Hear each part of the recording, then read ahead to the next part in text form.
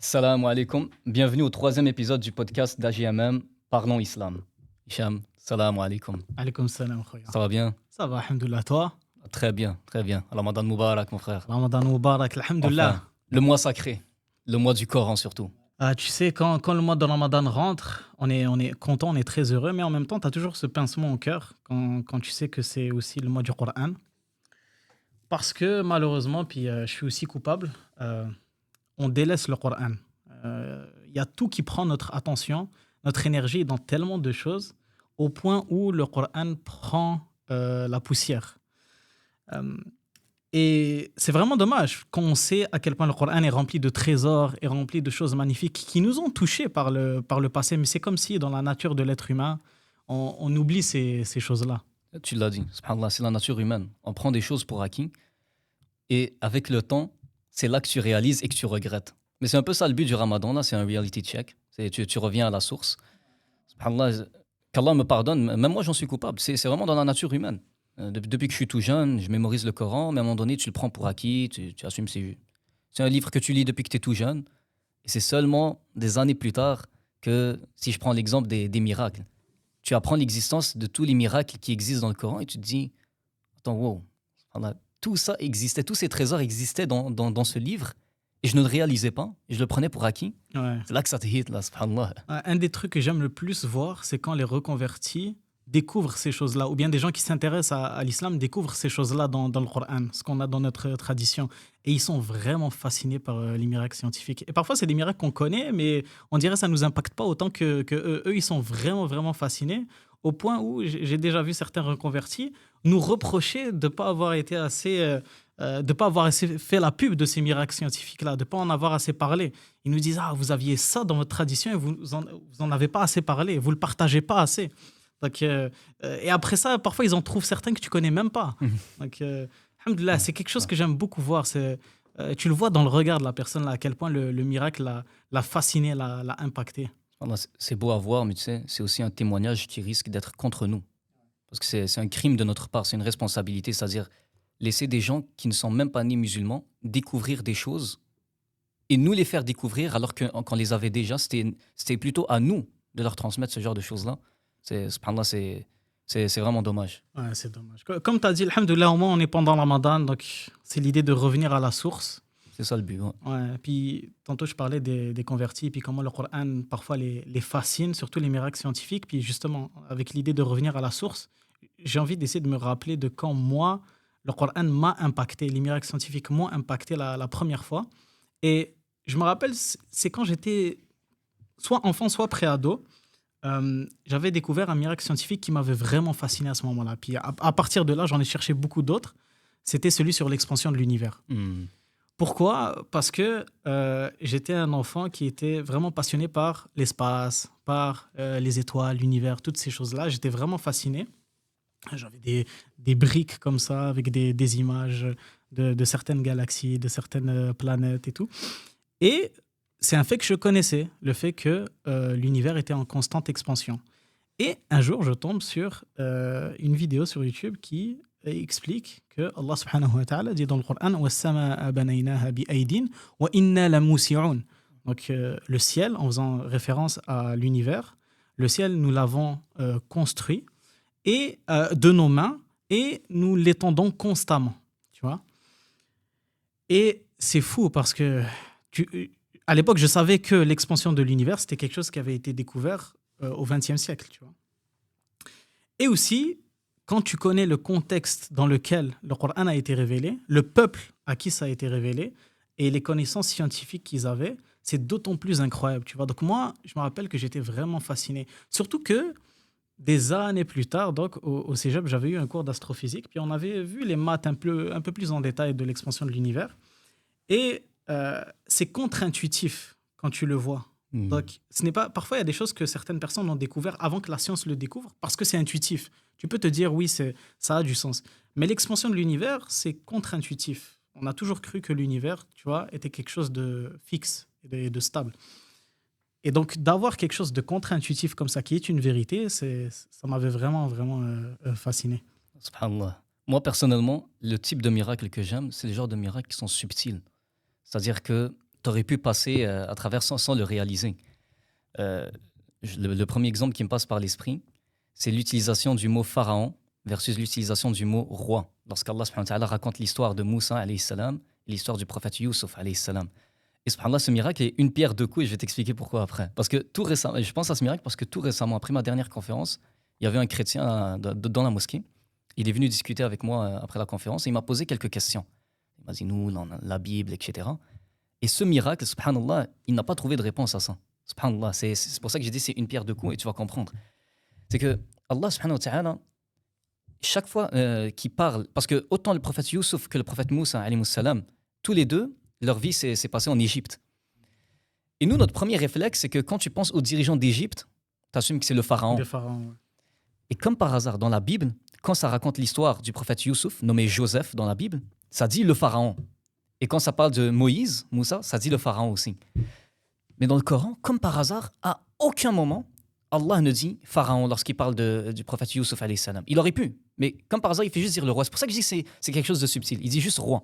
C'est seulement dans l'histoire de Moussa alayhi salam qu'il dit pharaon. Et là, des centaines d'années plus tard, là, tout récemment, on découvre, parce que les hiéroglyphes puis le langage des Égyptiens, c'est une langue morte, elle était indéchiffrable. Tout récemment, on a réussi à commencer à comprendre un petit peu.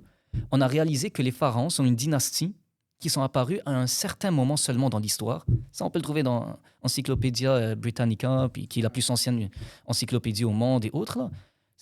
On réalise que c'est seulement à un certain moment que la dynastie des pharaons est arrivée au pouvoir.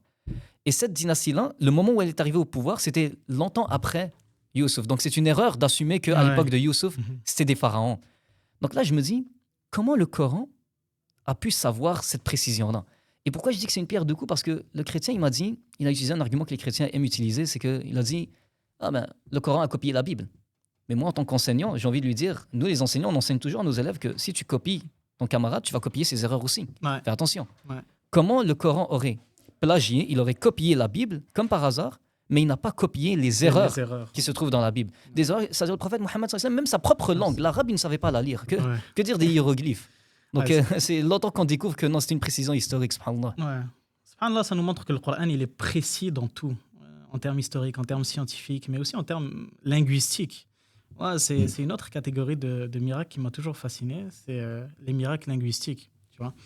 Et surtout que, on sait que les Arabes, c'était un peuple qui accordait beaucoup d'importance à la poésie et à la tradition orale. Donc, on sait qu'il y avait un très petit pourcentage de gens qui savaient lire et écrire. D'ailleurs, ça nous montre que les miracles scientifiques sont d'autant plus incroyables parce que la base pour connaître la science, c'est de savoir lire et écrire. Mais en tout cas, donc, c'était un peuple qui accordait beaucoup d'importance à la tradition orale et à la poésie. Et quand on voit la précision du Coran en termes linguistiques, c'est incroyable. Surtout que récemment, il y a des recherches qui sont en train d'être faites sur les structures, les ring structures, tu vois. Donc, sur le fait que le Coran contient ces structures-là un peu partout. Et on en découvre encore et encore. Par exemple, la plus connue, c'est celle dans Ayat al-Kursi. C'est quoi une structure en anneau? C'est le fait que, par exemple, si je dis 5 choses, la première chose que je dis va être en lien avec la dernière.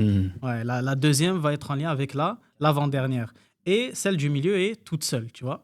Et donc, je peux le faire avec 7 choses. Il faut toujours que ce soit un nombre impair, 9, etc.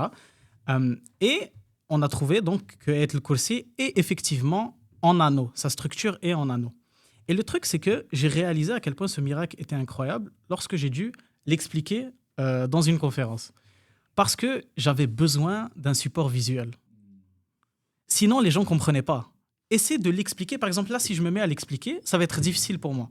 Ça va être difficile de me rappeler la première, la dernière et d'expliquer le lien et tout. C'est quelque chose de difficile à faire si tu n'as pas un support visuel ou si tu n'as pas le mushaf avec toi pour montrer. Donc, si on dit que expliquer ce miracle-là et cette structure-là, c'est difficile, que dire que de l'inventer? Et que dire que de l'inventer dans un contexte où tu ne peux pas écrire, tu ne sais pas écrire, tu vois? Tu n'as pas... déjà, le papier tel qu'on le connaît aujourd'hui n'existait pas à l'époque. Il y avait des papyrus et c'était difficile de s'en procurer. Donc le Coran, il était écrit sur des pierres, sur des feuilles de palmier. Donc c'était difficile de l'écrire comme nous, on connaît les livres aujourd'hui, tu vois? Donc, d'arriver avec un texte qui a ces structures-là en anneaux un peu partout, il n'y a pas juste Ayat al-Kursi en passant sur Al-Baqarah et aussi en anneau. Et là, on parle d'une sourate qui a été révélée sur 9 ans. Donc, essaie d'avoir une structure en anneau sur 9 ans, te rappeler c'est quoi l'ordre des choses, et aussi, dans cette sourate, de répondre à des événements. À moins que tu saches prédire le futur, je ne sais pas comment tu peux faire ça. Parce que certaines ayats répondent directement à des événements qui se sont produits. Donc, c'est de l'ordre de l'impossible d'arriver avec un texte qui a cette structure-là. Donc, quand on voit ça, on ne peut que dire Subhanallah. Et moi, pour moi, le miracle qui est deal breaker, là, pour moi, là, le miracle ultime, c'est la prédiction que le Coran fait sur la victoire des Romains. C'est que dans le Coran, on nous raconte un événement qui s'est passé, c'est que l'Empire perse a affronté l'Empire romain et les Perses ont battu les Romains. Et là, Allah dit dans le Coran que les Romains seront victorieux. Ils vont gagner, ils auront leur rematch, ils vont gagner. Et il nous donne même la durée, c'est-à-dire entre 3 et 9 ans. Mais ce qui est miraculeux, c'est que c'est facile de prédire quelque chose quand tout semble aller déjà dans cette direction-là. Mais le contexte dans lequel ce verset a été révélé, c'était un moment où ça aurait été impossible de deviner que ces gars-là vont gagner. C'est-à-dire l'Empire perse était au-dessus, là, il était on top. C'était impossible de prédire ça. Et subhanallah, on parlait des non-musulmans au début qui font des témoignages. Je suis tombé sur un témoignage très connu là, de Edward Gibbon, c'est un Anglais, qui a écrit un livre très connu, là, La chute et le déclin de l'Empire romain. Et lui-même, il parle de cette prophétie qui existe dans le Coran. Il dit, le moment où cette prophétie a été faite, aucune théorie n'aurait pu être aussi loin de la réalité. C'est-à-dire, c'était un risque ultime. C'est-à-dire, c'était impossible de deviner que les Romains pourraient gagner cette guerre. Et devine quoi? Non seulement ils ont gagné, alors que même les historiens disent que c'était impossible à prédire, dans l'intervalle de temps que le Coran avait prédit, et le Coran, quand il parlait de la guerre qu'il y a eu entre les Romains et les Perses, il disait au niveau de la terre la plus basse, qui est la Palestine. Et subhanallah, quand tu vas dans des livres comme le Physics Fact Books ou d'autres livres, ils te disent que justement, avec la technologie actuelle, on est capable de mesurer, c'est-à-dire la surface de la Terre, et le niveau de la Terre, c'est-à-dire le plus bas, se trouve en Palestine. Donc là, tu te dis, quand tu fais l'accumulation, tu te dis, il a prédit quelque chose qui s'est réalisé, à un moment où c'était impossible de le prédire parce que tout semblait indiquer le contraire, dans l'intervalle de temps qu'il avait prédit, dans la zone géographique qu'il avait prédit, avec des caractéristiques sur cette zone géographique qu'il fallait de la technologie pour le déterminer. Compare ça avec les prédictions que certains charlatans ou Nostradamus ou d'autres font. Ils font toujours exprès, quand ils font une prédiction, ils restent flous dans leurs prédictions pour laisser sous-entendu, ou ils prédisent un truc qui va se passer dans 5000 ans comme ça. Si ça n'arrive pas, c'est trop tard, il est déjà mort, tu ne pourras pas le tenir responsable. Le prophète Mohammed, si c'est lui qui a écrit le Coran, il a pris un risque énorme, subhanallah. Subhanallah, c'est fou. Mais tu sais, là, on a parlé de plusieurs miracles et on est tous fascinés par ces miracles-là, mais je pense que le problème, c'est qu'on s'arrête là. Il y a la fascination, mais il n'y a pas ce qui vient après. Alors que l'objectif du Coran, ce n'est pas de nous fasciner. Ce n'est pas juste un livre qui est descendu pour qu'on soit impressionné et puis ça s'arrête là. Cheikh Abdelkader, qu'Allah le récompense, disait souvent une phrase. Il disait, OK, alhamdoulilah, on a les preuves que le Coran n'a jamais changé. Maintenant, la question, ce n'est pas est-ce que le Coran a changé, c'est est-ce que le Coran t'a changé. Subhanallah. Ouais. Qu'Allah le protège. Amin, amin.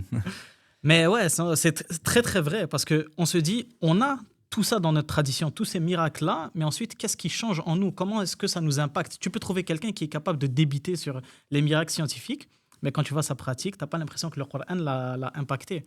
Et ce qui est impressionnant dans le Coran, c'est que quand il y a des miracles, ensuite, il y a toujours un lien entre le miracle scientifique ou le miracle historique ou peu importe, et une action, quelque chose. L'objectif, ce n'est pas juste de nous impressionner, c'est aussi d'influencer notre comportement. Ouais. Donc, tout à l'heure, par exemple, on a parlé de l'expansion de l'univers.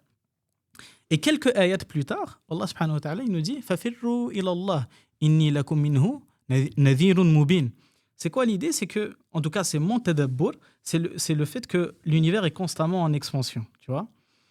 Et quand on voit ça, on se dit, on est tout petit dans cet univers. Il y a beaucoup de gens qui se disent, bah alors, la vie n'a plus de sens parce que je n'ai aucun impact, je ne vaux rien. Allah subhanahu wa ta'ala, il nous dit, non, même si l'univers est immense, toi, ton objectif, c'est d'aller vers où? C'est d'aller vers Allah subhanahu wa ta'ala. Donc, il y a aussi cette idée que l'expansion, donc l'univers est en mouvement. Toi, c'est quoi le mouvement que tu dois adopter? C'est en direction d'Allah subhanahu le plus grand. wa ta'ala, exactement. Donc, il y a toujours un lien. Et en plus, il y a un fa, ce qu'on appelle fa sababiyya. Ça veut dire tout ce qui vient avant mène vers ce qui vient après le fa, tu Une vois. cause. Ouais. Exactement. Donc souvent on voit ça, on voit que il y a ces miracles-là dans le Coran et ensuite il y a une conclusion, quelque chose qui est censé te faire bouger, tu vois. Est-ce que tu as déjà entendu parler d'Al-Fudayl ibn Iyad? Non. Ok. Al-Fudayl ibn Iyad, parce que quand je t'entendais parler, j'y ai pensé. Al-Fudayl ibn Iyad est un des plus grands savants de notre patrimoine. Il a existé à peu près à la même époque que l'imam Malik, et c'était presque son équivalent en termes de savoir religieux. Mais ce que beaucoup de gens ne savent pas sur Al-Fudayl ibn Iyad, c'est qu'il a toujours été croyant, il faisait ses 5 prières par jour, mais son habitude, c'était que c'était un brigand. Il avait lui et sa Euh, team. Ok, ça te dit quelque ouais, chose. ouais, ouais. Il interceptait les gens, les caravanes dans la route, et il leur prenait leur argent, il prenait tout. Il prenait tout ce qu'ils avaient. Donc il était vraiment connu pour être un criminel, les gens avaient vraiment peur de lui, les gens disaient attention, le Fudayl pourrait arriver à n'importe quand et tout. Et subhanallah, un jour, subhanallah, regarde l'ironie, il était en train de grimper une maison. Donc il était en train de grimper une maison. Certains disent c'était pour jeter un regard à une femme qui lui plaisait. D'autres disent non, c'était pour rentrer dévaliser une certaine maison. Subhanallah. Et pendant qu'il est en train de grimper, et faut garder en considération que malgré toute la criminalité, tous les péchés que cet homme faisait, il faisait aussi ses 5 prières par jour. Et il faisait le ramadan. Il savait qu'il avait cette contradiction à l'intérieur de lui. Et à un moment donné, en même temps qu'il est en train de grimper cette maison, il entend un homme qui est en train de réciter une ayah, après A'udhu billahi minash shaitanir rajim. Alam ya'ni lilladhina amanu an takhsha'a qulubuhum li dhikrillah. C'est-à-dire, n'est-il pas venu temps pour que les cœurs des gens soient touchés par le rappel d'Allah? Et subhanallah, ce verset l'a percuté vraiment comme une flèche directement dans son cœur. Parce que c'est là que tu vois la puissance du Coran. C'est que il te parle d'une manière qui vient te chercher. C'est comme Ouais. s'il dit n'est-il pas venu temps pour toi de te repentir? C'est comme pour dire jusqu'à quand? Jusqu'à quand tu vas continuer comme ça? Et subhanallah, Al-Fudayl ibn Iyad, malgré tous les péchés qu'il faisait, ça l'a touché. Il a baissé le mur, il est reparti chez lui, il a fait son repentir. Et il est devenu le grand savant que l'on connaît aujourd'hui, Al-Fudayl ibn Iyad, rahimahullah. C'est fou. D'où les trésors cachés et la puissance du Coran, comment ces versets peuvent changer ta vie à tout jamais. Mais on ne le réalise pas toujours, malheureusement. Mais c'est ça, ça mène vers ma prochaine question, c'est que quand on voit des gens qui ont été impactés par le Coran à ce point-là, et quand on voit ce qu'on a dans notre patrimoine, on peut se demander, ben, pourquoi est-ce que nous, ça nous arrive pas, tu vois? Il y en a certains qui se posent la question et se disent, ben, c'est quoi le problème? Pourquoi est-ce que le Coran ne m'impacte pas autant, tu vois? Donc selon toi, c'est quoi la cause principale ou bien les causes principales? Selon moi, et ce que je vais dire, ce n'est pas juste en rapport avec le Coran. C'est avec, je te dirais, avec tous les actes d'adoration. C'est que parfois, peut-être, on ne le fait pas avec le sens qui est supposé accompagner ces actes d'adoration. C'est-à-dire, peut-être, on fait les choses juste comme une habitude. Par exemple, le Coran, on fait juste le lire. Ou peut-être même, on veut forcer la sensation. Je veux forcer le fait de ressentir quelque chose, mais la réalité des choses, c'est que non. Fais ce que tu as à faire, réalise la valeur de ce que tu as entre les mains. Prends des moments de méditation. أَفَلَا يَتَدَبَّرُونَ الْقُرْآنَ مَعَ قُلُوبٍ أَقْفَالُهَا, comme Allah le dit, ne vont-ils pas méditer le Coran? Et tu vas voir que quand ça va devenir ton identité, quand ça va devenir ce qui shape ta personnalité, tes choix de vie, ta façon de réfléchir, c'est là qu'à un moment donné, ça va commencer à te hit. Subhanallah, personnellement, il y a des sourates courtes, donc parmi les dernières sourates du Coran, que je connais depuis que je suis enfant. Depuis que je suis enfant, je les répète constamment, et ce n'est que récemment que je me dis, non, attends une minute. Ces sourates, je les ai pris pour acquis parce qu'elles sont faciles à réciter, elles sont courtes et tout, mais non. On me rappelait souvent certains rappels qu'on trouve dedans, mais c'est deep quand tu y penses. Ce sera dans des moments vraiment random que ça va arriver, mais c'est quand tu réalises leur importance. Je sais pas, toi, tu en penses quoi, là? Bah, je suis d'accord avec toi, je suis d'accord avec toi, mais je pense qu'il y a aussi une partie pratique au problème, tu vois. Il y a certaines personnes qui, c'est vrai, leur problème avec le Coran, c'est plus de l'ordre du psychologique, comme tu as décrit, mais il y en a aussi, c'est plus, par exemple, ils lisent mal l'arabe, ou bien ils ont mis trop de focus sur la mémorisation et pas assez sur la compréhension, tu vois, ce genre de choses. Et la réponse à ça, c'est que je pense que c'est toujours important de prioriser la qualité à la quantité. Très, très important. D'ailleurs, ça me fait penser à Ibn Abbas, radiallahu anhu. Donc, le compagnon qui a le mieux compris le Coran, avec Ibn Mas'ud, disait, je préfère lire Surat al-Zalzala que Surat al-Baqarah. Si je lis Surat al-Zalzala avec contemplation et je lis Surat al-Baqarah en murmurant. C'est-à-dire, c'est quand tu lis vite et tu murmures juste pour aller rapidement. Donc, et Surat al-Zalzala, c'est facile à mémoriser, c'est facile à comprendre. Même quelqu'un qui ne comprend pas l'arabe, il peut s'arrêter, apprendre les lettres. Je pense que tu peux apprendre à lire rapidement et comprendre le sens de Surat al-Zalzala. Donc, c'est juste un exemple, c'est que quand tu comprends que tu dois prioriser la qualité à la quantité, beaucoup de barrières pratiques ne sont plus là. On sait par exemple qu'il y a des compagnons qui passaient toute la nuit à réciter un seul verset du Coran. Par exemple, il y en a, tu vas leur dire, ah, c'est bien de faire la prière de la nuit, tu devrais le faire. Il va dire, mais je ne connais pas assez de Coran. Premièrement, tu peux lire le Coran en même temps que tu pries. Mais aussi, si tu connais un verset, tu peux prier pendant un certain temps avec. On sait que même le prophète sallallahu alayhi wa sallam pouvait passer la nuit en récitant une seule ayat du Coran. Pourquoi? Parce que bah, c'était la qualité versus la quantité. Donc je pense que certaines barrières pratiques, on peut les enlever en changeant notre perspective et nos objectifs aussi. Ne pas être découragé. Il faut bien commencer quelque part. Et en réalisant aussi la générosité et la justice d'Allah. Parce que tu as mentionné le défi de la langue arabe. C'est vrai que certaines personnes se découragent parce qu'elles se disent je ne suis pas à la hauteur, ou c'est trop difficile, donc j'essaye de lire quelques versets et là j'abandonne, elles se découragent, mais regarde la générosité d'Allah. Le prophète Mohammed sallallahu alayhi wa sallam nous dit que ceux qui lisent bien le Coran sont avec les anges rapprochés. Et ceux qui lisent le Coran avec des difficultés ont une double récompense. C'est-à-dire au contraire, si tu as de la difficulté à prononcer les mots, ou peut-être à rester concentré mais tu te forces, ou juste tout simplement tu as des défis dans la récitation du Coran, Allah te promet une double récompense. Tu vas espérer avoir galéré puis avoir quand même persisté dans la lecture, subhanallah. Donc aucun effort n'est de trop. Au contraire, il ne faut juste pas laisser le shaitan nous décourager. Ouais, et il fait tout son possible pour essayer de nous décourager. Et je pense qu'il y arrive un peu parce que il y a un autre problème que je vois beaucoup avec l'interaction que certaines personnes ont avec le Coran, c'est que ils le considèrent comme trop sacré, alors ils n'interagissent pas avec lui. Et ça, c'est clairement un waswas du shaitan. Ben oui. Quand tu as ce genre de pensée-là, qui font en sorte que tu fais moins de bonnes actions, alors ça vient du shaitan, même si la pensée, elle a l'air bonne. Tu vois? Ben, c'est comme ceux qui disent je ne fais pas la prière parce que je commets trop de péchés. Ouais, C'est la même chose. ouais, exactement. C'est la même idée. Tu vois? Et le truc, c'est que je pense que pour briser ça, il faut qu'on comprenne que le Coran, c'est quelque chose qui parle de choses qu'on vit dans la vie de tous les Ouais. jours. Tu vois? C'est pas Ouais. euh, quelque chose qui n'est uniquement valable dans une société d'Arabie du 7e siècle. Non, le Coran, il est intemporel. Le Coran, ça c'est vraiment important. Le Coran, il est intemporel. Et lorsqu'on lit le Coran, il faut avoir cette capacité à faire le lien entre ce qui est dit dans le Coran et notre vie de tous les jours, notre quotidien. C'est ça l'objectif du Coran. Comme on a dit tantôt, c'est bien beau être fasciné par le Coran et tout, mais si ensuite il n'y a pas un effet tangible sur notre vie, alors ça sert à rien. Ça sert à rien ou bien ça sert que très peu. Ce n'est pas l'objectif du Coran. C'est hudan linnas. C'est une guidée pour les gens, le Coran. C'est ça l'objectif primaire. Donc, toi, qu'est-ce que tu en penses? Comment est-ce qu'on peut briser ce mur qu'il y a parfois entre le Coran et son contexte et puis notre contexte à nous? Juste avant de venir à cette question, parce que tu as dit quelque chose de très intéressant et ça m'a rappelé une parole de savant en rapport avec ce que tu viens de dire. C'est que les savants, quand ils décrivent le Coran, ils disent que dans ce livre se trouvent les récits des gens qui vous ont précédé, les événements qui vont vous suivre, c'est-à-dire du futur, et à la lumière de ce qui t'a précédé et de ce qui s'en vient, tu es capable d'être guidé avec les instructions qui guident ton présent, c'est-à-dire quoi Exactement. faire, quoi ne pas faire. Donc, subhanallah, donc il y a le passé, le présent et le futur dans ce livre. Il y a un encadrement total, subhanallah. Maintenant, c'était quoi ta question? J'ai complètement oublié. C'est comment est-ce qu'on peut briser le mur parfois qui existe entre le contexte d'Arabie du 7e siècle, dans lequel le Coran a été révélé, et donc le Coran parle de ces choses-là, il parle aussi bien sûr des prophètes avant, et notre contexte à nous. Donc, par exemple au Québec, au 21e siècle et tout. Comment est-ce qu'on peut briser ce mur-là pour être capable de tirer des leçons du Coran? La réponse à cette question va éclairer les jeunes sur une autre question aussi qui se pose souvent, c'est quel genre de cheikh écouter, et ce serait quoi la définition d'un bon imam à qui je pourrais faire confiance? Un bon cheikh ou un bon professeur, c'est quelqu'un qui va te faire découvrir ce genre de choses-là, ce mot des sagesses. Tu as mentionné tout à l'heure Abdullah ibn Abbas, radiallahu anhu, qui est un des compagnons qui a le mieux compris le Coran. Lui et Abdullah ibn Mas'ud, en fait, ce sont les deux compagnons qui ont le mieux compris le Coran.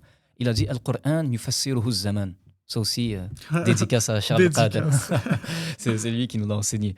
Mais donc, Al-Qur'an yufassiruhu zaman. Qu'est-ce que ça veut dire? C'est-à-dire que le Coran c'est-à-dire est expliqué par le temps. C'est-à-dire plus, au contraire, plus le temps avance, plus on découvre des nouveaux sens et des trésors cachés qu'on ne connaissait pas dans le Coran. C'est-à-dire plus certaines choses dans le Coran prennent du sens lorsque tu vois ce qui se passe autour de toi.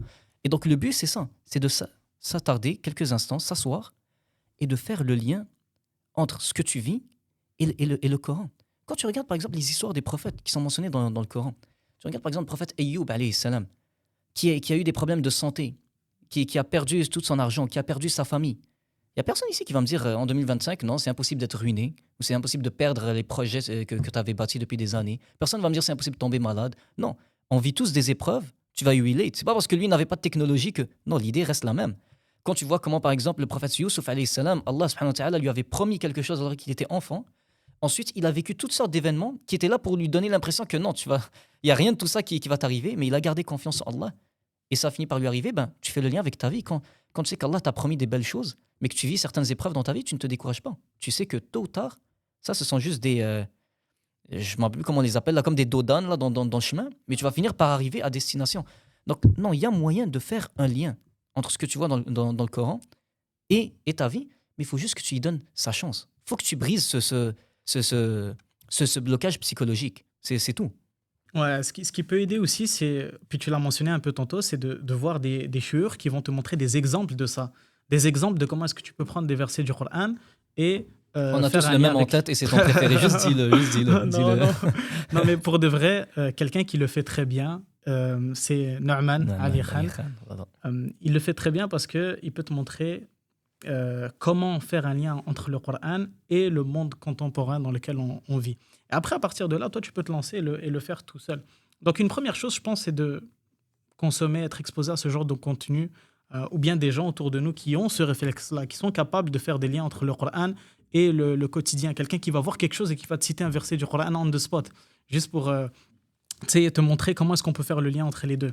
Et après, c'est quelque chose que tu vas pouvoir faire toi-même. Genre, je te donne un exemple tout bête, mais quand je m'entraîne et que je suis en train de faire un set difficile et que j'ai envie de lâcher, je me rappelle وَلَقَدْ خَلَقْنَا الْإِنسَانَ فِي كَبَدٍ. Tu vois? Pourquoi? Parce que ça me donne la force d'aller jusqu'à la fin du set. Puis David Goggins serait fier de moi, là. Puis Andrew Tate. Puis... Non, Mais, tout à fait. mais c'est de développer ce réflexe-là, de faire un lien entre certaines ayats du Coran et ce que tu es en train de faire, tu vois.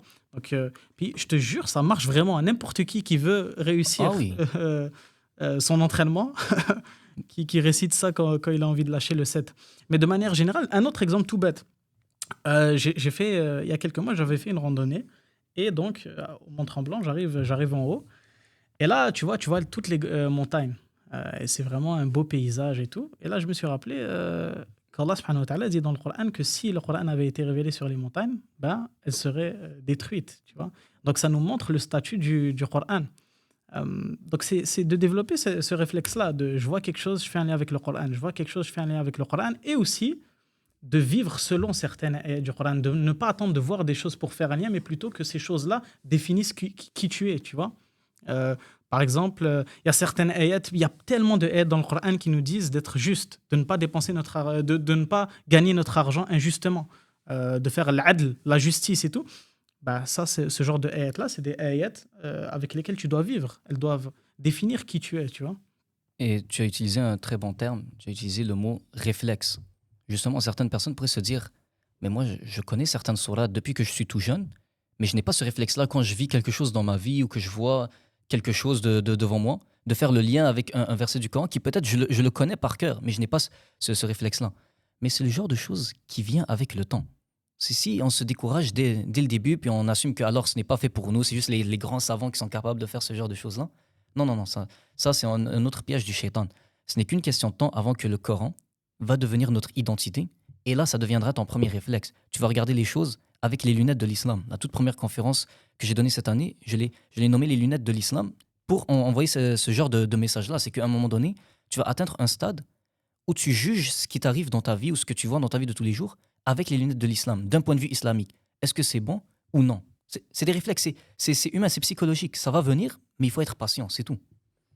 Et en plus, surtout nous, en tant que deuxième génération, on doit avoir cet attachement au Coran, sinon je pense qu'on va perdre notre religion avec le temps, tu vois. Donc d'avoir, comme tu as dit, ce réflexe-là de relate notre vie au Coran, ça va faire en sorte qu'on va rester attaché à notre religion. Sinon, il y aura cette disparité entre notre vie et notre religion. Ce sera deux choses séparées, alors que réellement, ça doit ne faire qu'un, tu vois. Et justement, ça m'amène vers autre chose dont je voulais parler, c'est la mémorisation du Coran. C'est quelque chose, je sais que toi et moi, depuis tout jeune, c'est quelque chose qu'on a fait. Donc, on a grandi en mémorisant le Coran. Et dans nos pays, c'est un problème qui est très commun, c'est que on va mémoriser le Coran, mais on ne va pas comprendre le sens. C'est quelque chose de très commun. Et à cause de ça, il y a beaucoup de gens de notre génération qui disent, écoutez, la mémorisation, c'est moins important, mais il faut plutôt se concentrer sur la compréhension du Coran. Et moi, c'est quelque chose avec lequel je ne suis pas entièrement d'accord. Et peut-être que toi non plus, tu ne seras pas d'accord avec moi. C'est que, en tant que deuxième génération, on se doit, selon moi, de mémoriser le Coran. C'est la base, c'est la première étape, selon moi. Après vient la compréhension du Coran. Là, le problème, c'est que on dit, étant donné que certaines personnes mémorisent le Coran et ne comprennent pas le sens, alors on peut mettre la mémorisation de côté et plutôt se concentrer sur la compréhension. Et ce que je pense personnellement, c'est que c'est comme une excuse. Tu vois, tu peux te dire, ah ben c'est correct, j'ai pas besoin de mémoriser, je peux juste me concentrer sur moi, je comprends, je comprends le Coran, j'ai pas besoin de mémoriser. Parce que mémoriser, c'est dur. Ouais, Il y a des ouais, moments où tu n'as ouais. pas envie, tu vois. Mais le bénéfice, il est immense. On sait par exemple, celui qui mémorise le Coran, chaque verset qu'il a mémorisé, il va aller plus haut Au paradis. au paradis, tu vois. Donc son stade au paradis va être plus haut selon ce qu'il a mémorisé. Euh, Et il y a tellement de hadiths qui vont dans ce sens-là, dans le sens de la mémorisation. Euh, Donc c'est, selon moi, juste la première étape. Le problème, c'est quoi? C'est qu'on s'arrête là. Parfois, on s'arrête à la mémorisation, on ne va pas à la prochaine étape. Donc la solution, je pense, c'est que les deux doivent aller de pair. C'est que en même temps, on mémorise et en même temps, on s'assure de comprendre ce qu'on mémorise. Donc ne pas laisser aucun des deux. C'est ce que je pense. Là. Mais Mais toi, alors t'en là, penses je quoi? reviens vers une hypothèse que tu as émise à mon égard, que je ne serais pas d'accord avec toi. Mais après toute cette explication que tu as donnée, est-ce que tu penses que je suis d'accord ou que je ne suis pas d'accord avec toi? Te connaissant, je pense que t'es pas. Non, je pense que tu es d'accord. Écoute, je suis entièrement d'accord avec toi parce que, de base, subhanallah, c'est la méthodologie des compagnons. C'est-à-dire, les compagnons, ils disent qu'ils apprenaient à peu près 5 versets à la fois, ils les mémorisaient, ensuite, ils s'assuraient de les comprendre, ensuite de les mettre en pratique dans leur vie de tous les jours, et ensuite de ça, ils passaient aux 5 prochains. Donc, non, moi, je suis en grande partie d'accord avec toi, c'est une question de juste milieu, en fait. Rester dans... Et encore une autre fois, on voit que c'est là que tu vois, c'est la nature humaine, c'est pas propre juste au Coran. C'est la même chose avec la prière, avec le ramadan, avec le hijab pour certaines sœurs. Certains membres de la communauté, malheureusement, qu'Allah les guide et nous guide tous, sont beaucoup dans la forme et ne sont pas dans le fond. C'est ce qu'on voit avec le Coran. Ils mémorisent plusieurs sourates en entier, mais il n'y a pas le sens derrière, la compréhension, l'application, etc. Et d'autres sont dans l'autre extrême, comme tu as dit, c'est une forme de procrastination pour eux. C'est-à-dire, je ne veux pas faire ce qui est difficile, le mémoriser par cœur, mais ouais, je vais écouter un petit rappel sur l'importance de la patience, puis là, ils font un lien avec un verset qui parle de la patience, mais non, c'est un juste milieu entre les deux. C'est notre héritage et on ne doit pas le laisser disparaître. Et le nombre de sourates, comme tu as dit, le nombre de sourates que tu as mémorisé déterminera le degré que tu auras au paradis, selon un hadith authentique du prophète sallallahu alayhi wa sallam. Donc oui, c'est une question de juste milieu, en fait, c'est tout. Ouais, je pense que la mémorisation, c'est nécessaire, mais c'est pas une fin en soi. Voilà, voilà. Parce Mais que, tu sais, comme on a dit tantôt, pour faire le lien entre une situation de ta vie et un verset du Coran, c'est bien de connaître le verset par cœur. Ça va t'aider à faire ce lien-là, tu vois. Et ensuite, après, tu peux l'expliquer à quelqu'un d'autre. Donc, et entre toi et moi, là, si on regarde juste la jeunesse autour de nous, combien de chansons, de musique ils finissent par apprendre? Parfois, c'est dans des langues qu'ils ne connaissent même pas, ou qu'ils ne maîtrisent même pas. Mais parfois, c'est des petits enfants. Il ne sait même pas les paroles, mais il a gardé le rythme en tête. On est capable de mémoriser, et surtout, quand tu aimes quelque chose, c'est ça le lien que je veux faire avec la musique, c'est que quand tu aimes quelque chose, quand tu as de l'amour pour quelque chose, tu vas l'apprendre. On a tous certaines références qu'on connaît par cœur. On a certains mots de vocabulaire qu'on connaît par cœur parce que nos amis les utilisent et on aime tellement nos amis que notre cerveau a enregistré certains mots de vocabulaire qu'ils utilisent souvent. Le jour que tu vas développer l'amour que tu es supposé développer pour la parole d'Allah qui t'a été destinée, cette lettre qui t'a envoyée, de par son amour pour toi, naturellement, tu vas commencer à mémoriser les ayats. Ça ne va pas nécessairement être facile, mais naturellement, tu vas vouloir le faire. Moi, un truc que je peux donner à mes frères et sœurs, et à moi le premier, c'est que chaque verset que tu mémorises, essaye de le réciter ensuite dans la prière.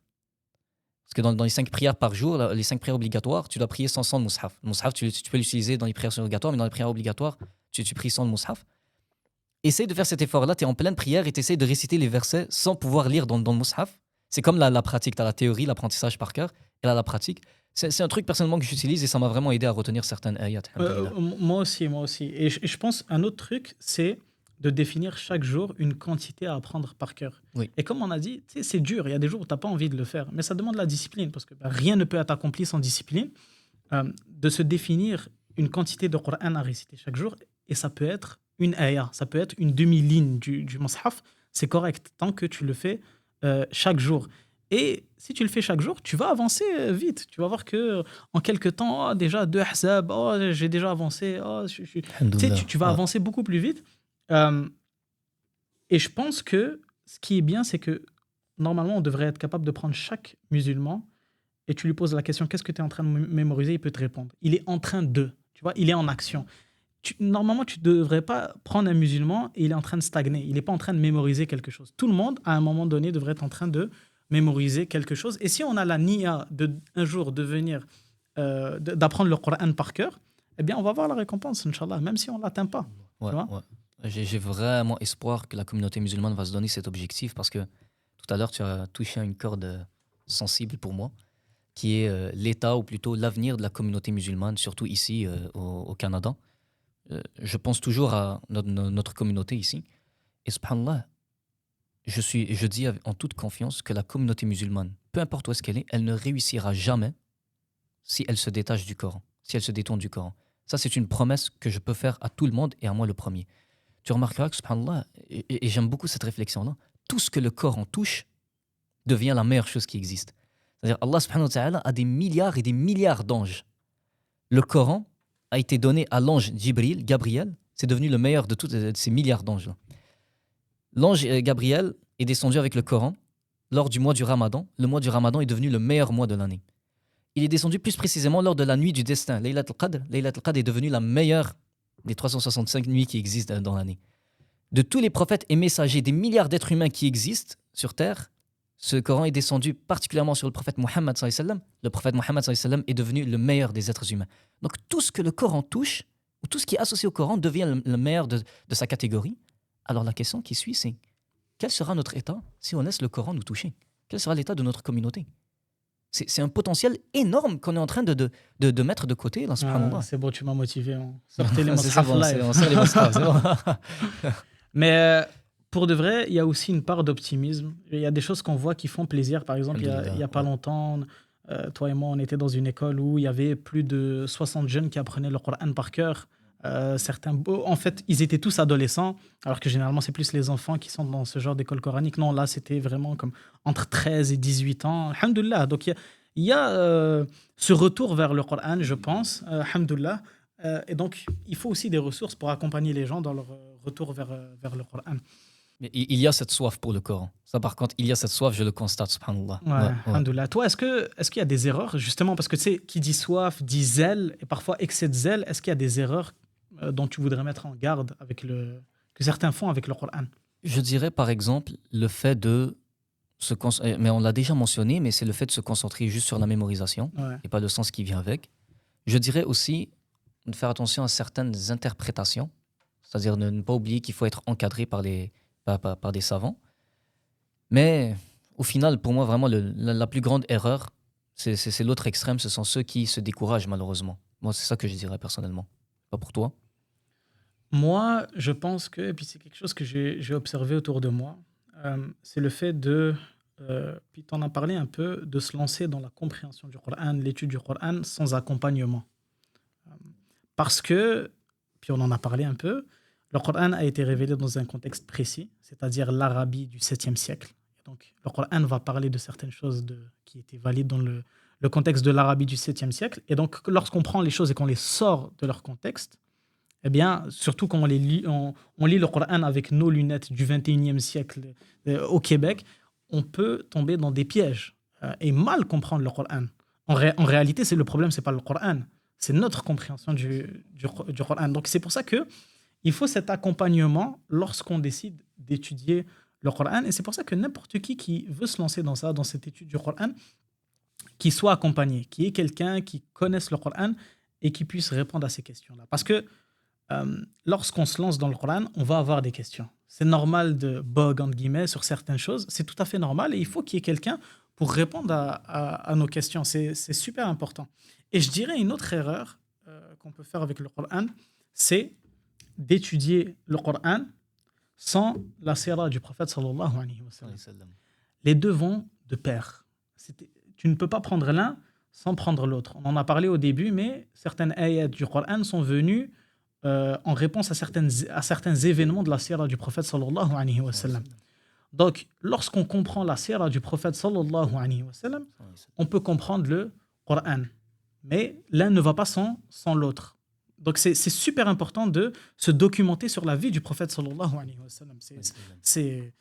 Si on ne fait pas ça, on va tomber dans des erreurs avec le Coran. Et c'est pour ça que certaines erreurs que je vois, c'est par exemple certains qui vont prendre la traduction du sens des versets du Coran en ayant peu de connaissances de la sira, peu de connaissances sur l'islam en général, et juste se mettre à lire d'un côté à l'autre. Si quelqu'un est intéressé par l'islam, veut avoir une idée du Coran, il n'y a pas de problème, c'est bien. Mais selon moi, ce n'est pas complet comme approche. C'est vraiment pas complet et ça peut mener vers des mauvaises compréhensions. Donc, la sira, très très important, et un accompagnement aussi, très très important. Je voulais recommander justement le conseil d'étudier la sira. J'attendais que tu termines pour le dire et là tu l'as dit. Donc j'aurais dû être irrespectueux et t'interrompre là, mais barakallahu fik, effectivement la sira, subhanallah. Mais j'aimerais revenir sur quelque chose que tu as dit, juste pour pas que les gens aient l'impression qu'on se contredit.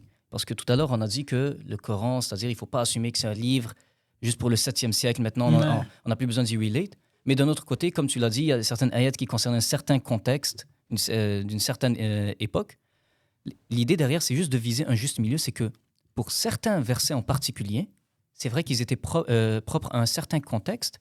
Alors ce qu'il faut retenir, c'est plutôt pas exactement, c'est-à-dire à la lettre l'exemple qui est donné, mais plutôt la sagesse derrière, l'idée derrière. Parce que l'exemple peut-être qui est donné dans tel ou tel verset est propre à tel contexte, mais l'idée derrière, elle reste valable pour toutes les époques. Et encore une autre fois, parfois, il te faut un professeur qui saura te montrer c'est quoi l'idée derrière. Et là, tu vas réaliser que non, elle est relatable à toi, puis à tout le monde et à toutes les époques, subhanallah. Ouais, très vrai. Puis, barakallahu fik d'avoir fait la clarification. Puis, un autre truc que je rajouterais, c'est que quand on dit de comprendre la sira du prophète sallallahu alayhi wa sallam pour comprendre le Coran, c'est que parfois c'est nécessaire pour comprendre le Coran pour ensuite être capable de faire un parallèle avec notre vie. Par exemple, un exemple simple, c'est la bataille de Uhud. Tu vois, le parallèle qu'on fait souvent avec les archers. Il y a plein d'exemples qui sont faits entre les archers et l'amour de la dunya et tout, des choses qu'on peut vivre dans notre quotidien. Mais pour être capable de faire ce parallèle-là, eh bien, il faut d'abord comprendre c'est quoi la bataille de Uhud, qu'est-ce qui s'est passé, c'était qui contre qui, c'est qui les archers, qu'est-ce qui s'est passé. Tu vois, donc ça, c'est de la sira. Donc, une fois que tu comprends ça, et bien là, à partir de là, tu peux faire le parallèle avec ta vie. Tu vois. Voilà, exactement. Bah, ça me mène vraiment vers... Parce que là, tout ça m'a vraiment motivé. Donc... je vais juste justement donner un conseil, à moi le premier, et ensuite à toi et à mes frères et sœurs qui nous écoutent. Et ce conseil, honnêtement, il ne vient pas de moi. C'est un enseignement, encore une autre fois, Abdullah ibn Abbas, qui dit qu'il y a 4 types de versets dans le Coran. Une catégorie de versets que seul Allah connaît leur sens. Une catégorie de versets que seuls les savants connaissent. Et donc, si tu sais te référer aux savants, ils pourront te les expliquer. Une catégorie de versets que ceux qui maîtrisent bien la langue arabe vont les comprendre, la racine étymologique des mots qui sont utilisés, etc., parce que le choix des mots est très bien fait dans le Coran. Et finalement, la 4e catégorie, c'est des versets que tout le monde peut comprendre. Et à partir de là, j'ai envie de dire, alors lancez-vous. Il y a énormément de versets qui vous sont accessibles et qui vont réellement changer votre vie. Juste donnez-y leur chance et persistez, ne laissez pas le shaitan vous décourager. Et subhanallah, vous allez voir vraiment des trésors immenses dans votre vie. Et je vous le souhaite. Et à moi le premier, Inch'Allah. Donc c'est très bien que tu dis ça, parce que ça veut dire qu'il nous faut des ressources pour comprendre le Coran et certains versets. Donc je réfère tout le monde à notre page Instagram, AJMM, donc AJMM Laval. On a aussi une page YouTube. Tout va être en description de toute façon, où il y a certaines conférences que tu donnes, qui sont parfois données par d'autres chouyours, où le but c'est d'expliquer l'islam, d'aller plus en profondeur sur certains sujets. Donc, sur ce, est-ce que tu as un mot de fin pour conclure ce podcast? Moi, j'ai envie de rajouter à ce que tu as dit, c'est qu'en plus de ça, sur la page Instagram AJMM Laval, on a un lien en bio dans lequel les gens peuvent poser des questions anonymement. S'ils ne sont pas à l'aise de nous les poser en message privé. Non, c'est sûr, le lien n'est pas fait pour que tu me demandes, par exemple, c'est quand l'heure de la prière ou quelque chose. Non, c'est vraiment si tu n'es pas à l'aise à me poser une certaine question directement, tu peux le faire à travers ce lien-là en bio, Inch'Allah. Puis, donc, on est là pour tout le monde. N'importe quelle question. Donc, on a parlé du Coran, si c'est une question sur le Coran. Toutes les questions sont le bienvenu. Voilà. Barakallahu fik Hicham. Wa fik Roya. Qu'Allah fasse qu'on soit des gens du Coran. Amin, amin.